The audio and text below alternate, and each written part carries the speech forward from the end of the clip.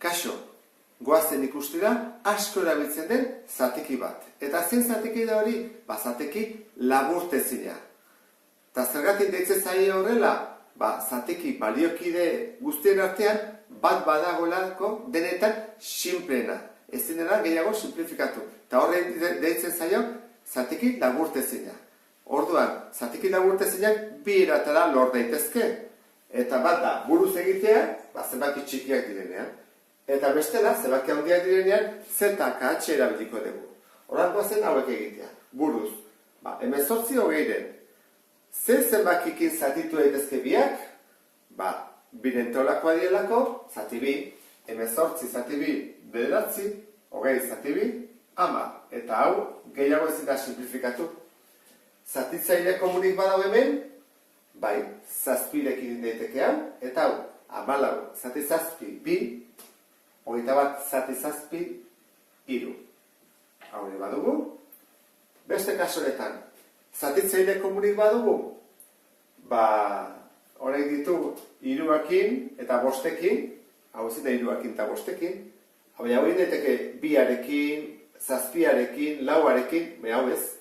Horrak ez dute komunik, zatitzaileak badituzte bakoitza berea, baina zatitzaile komunik ez dago, hau izango izateke laburtezina. Kaso honetan, nola egingo genuke? Zeinekin zatitu ezakegu? Biarekin. Biarekin egiten badugu, eta zaigu 12 eta 18. Hau zatitu daiteke, baita ere biarekin, ezta? 6 eta 9. Zatitu daiteke hori? Biak dira hiruren taulakoak, horra, zati hiru, 2 eta 3. Hau izango izateke laburtezina.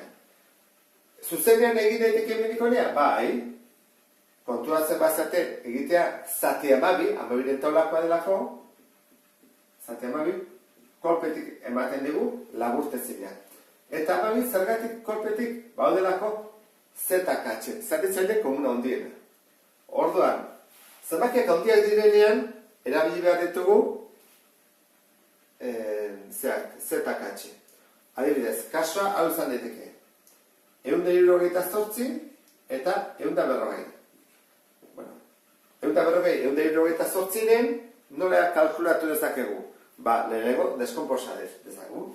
140 eta 168. Birekin, 70, birekin 35, bostekin zazpi, zazpikin bat. Eta izango izake, bider bi, bider bost, bider zazpi.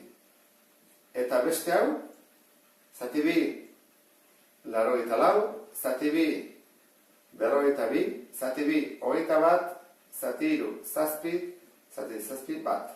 Horra izango izateke, bider hiru, bider zazpi. Zein da ZKH? Zatitzaile komuna handiena? Bi hauena? Hartu behar dugu, komunak direnak, bi, berbi txikienarekin, eta kasu honetan zazpi da beste komuna. Bider zazpi. Horran da, lau bider zazpi, 28. Beraz, 28-rekin zatitu behar dira biak. Kolpetik aurkitu ezakegu. Horran goazen egitea. 140 zati 28. Eta 168 zati 28. Horran hau izango da, bosna, bost bider zortzi 40, 10, 14, jazta. Horran, hau da bost. Eta zatituko dugu 28-rekin. Seina. 48, laurako, 12, 48, 0 hori da. Laurako, 12, bale, ondo. 6. Horran, laburtezina izango izateke bost 6-ren. Aurkitu dugulako, ZKH, 28-rekin zatitu daitekela, ezta?